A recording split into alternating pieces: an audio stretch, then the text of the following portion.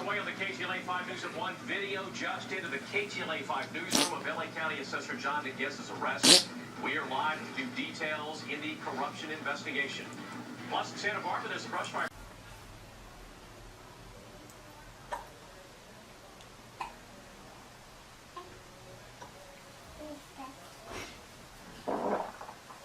Wow.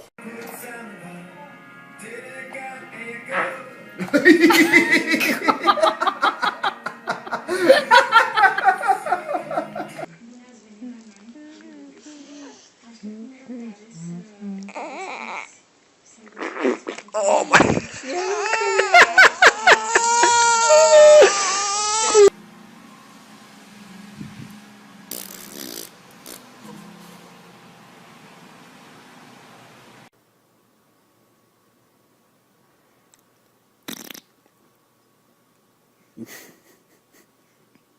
Smiley.